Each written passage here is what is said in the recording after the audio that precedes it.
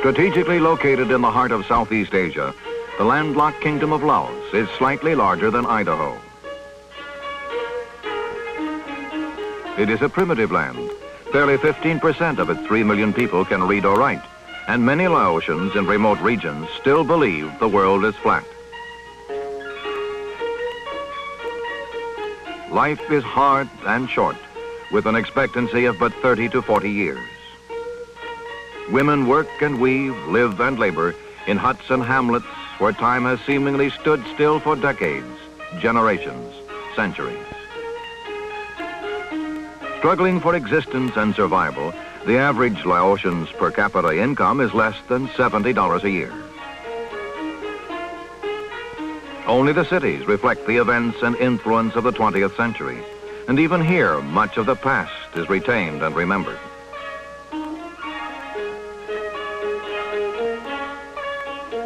Thrust into the turmoil that has gripped Southeast Asia for 25 years, the Kingdom of Laos has passed from colonialism to independence to civil war.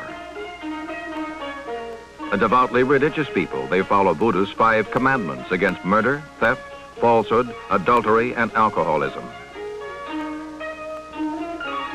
The country is a constitutional monarchy with a king, Savangvatthana, whose powers are largely ceremonial.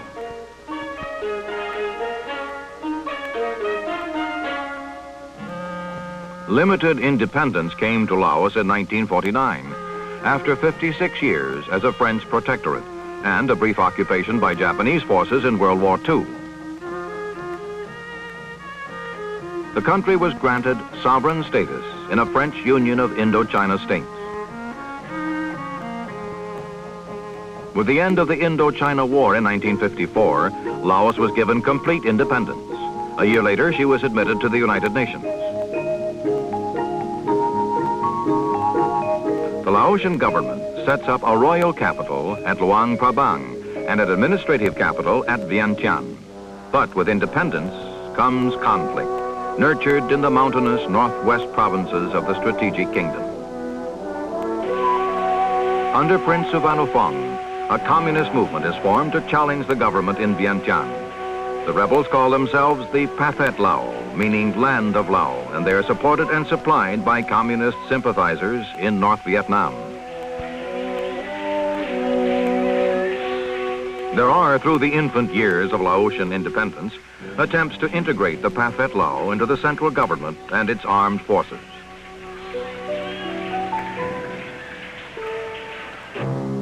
But the efforts fail, and the communists continue their war of insurgency. Strengthened from within and without, the Pathet Lao stream into, through, and out of the jungles that provide them sanctuary. Sweeping out of the provinces that border on China and North Vietnam, the rebels are better trained, armed, and disciplined. Government forces suffer rout and retreat, withdrawal and defeat, as the Pathet Lao forces extend their grip on the country, spreading out of the northern provinces to sweep south and west toward the strategic plain of Jars. By the spring of 1961, the rebel forces appeared to be in a position to take over the entire country.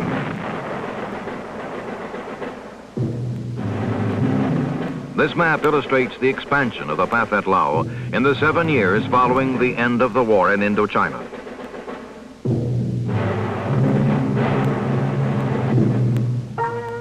Tens of thousands of refugees are caught up in the spreading conflict, uprooted from their ancestral homes with only the worldly goods they can carry on their backs.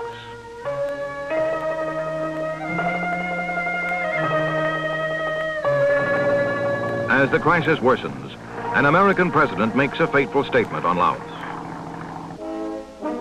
In Washington, John F. Kennedy emphasizes the free world stake in the continuing independence of the imperiled nation.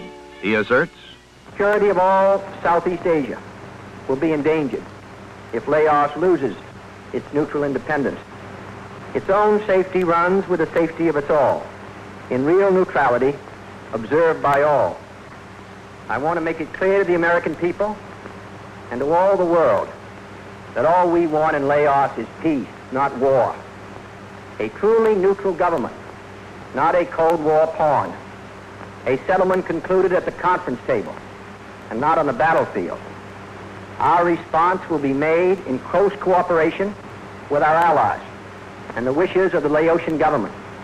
We will not be provoked, trapped, or drawn into this or any other situation.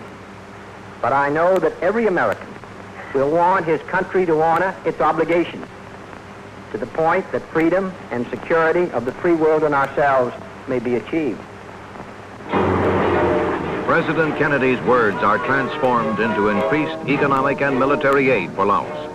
More than $50 million a year in arms and equipment are flown into the country.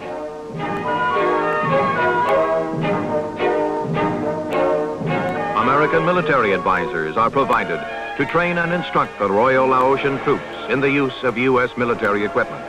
But no American combat troops are sent into the country.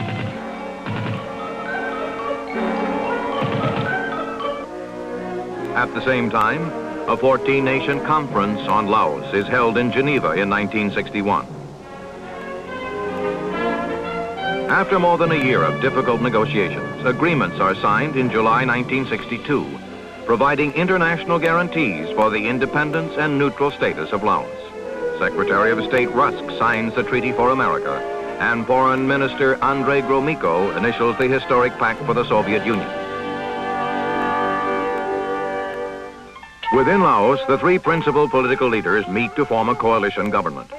Prince Suvannofong leads the Communist Pathet Lao faction. His older half-brother, Prince Suvannofuma, represents the neutralist forces.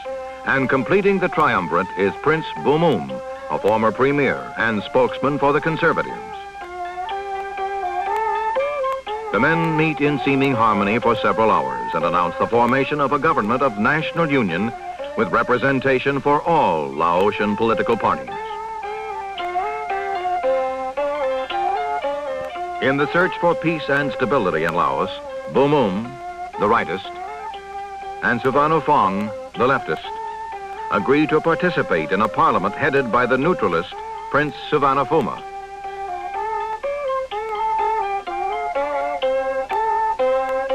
But within a year, the agreement breaks down. Suvannofuma continues as premier, but the Pathet Lao representatives withdraw from the coalition government in Vientiane.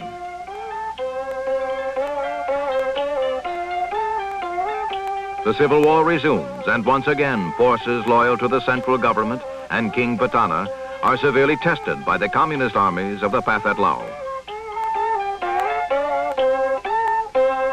America continues her military and economic assistance. In addition, U.S. planes bomb the Ho Chi Minh Trail that runs through Laos and is used by North Vietnam as a supply and infiltration route into South Vietnam.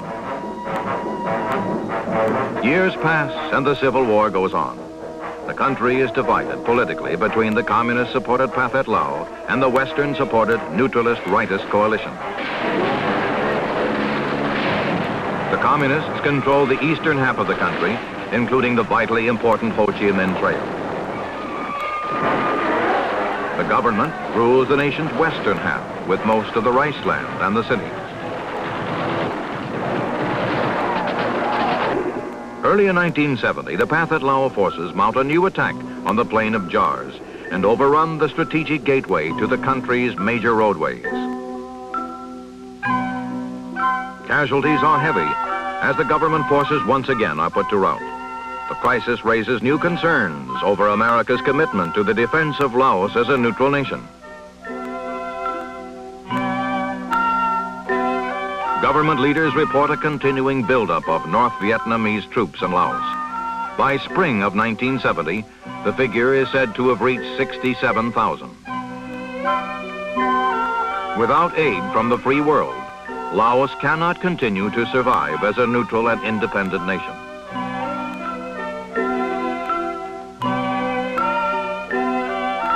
Already 600,000 Laotians, more than one-fifth of the population, have been forced to leave their hamlets and homes. Other thousands have laid down their lives. In an official statement spelling out American policy on Laos, President Nixon confirms that the United States has stepped up its combat air support in Laos and increased its military assistance to the government of Premier Sivanaphuma.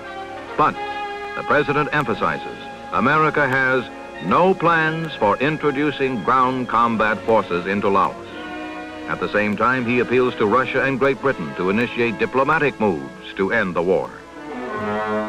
Prince Sivanaphong responds with a proposal that peace talks begin after the United States has halted its bombing raids on the Ho Chi Minh Trail.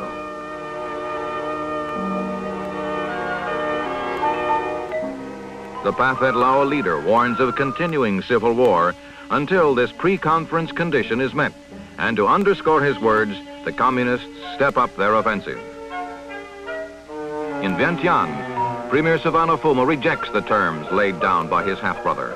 But even as he speaks, the Pathet Lao forces overrun and capture a city only 90 miles from the administrative capital.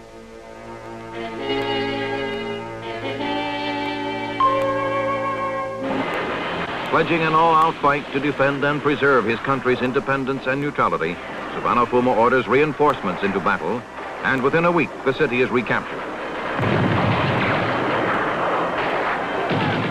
But the fighting has taken its toll on the city, just as the Civil War has taken its toll on the country.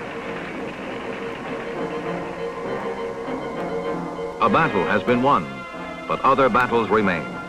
And always there is the concern as to how far the supporters of the Pathet Lao will go to advance their cause, and how firmly the allies of Laos will respond to ensure its existence as a free and neutral country.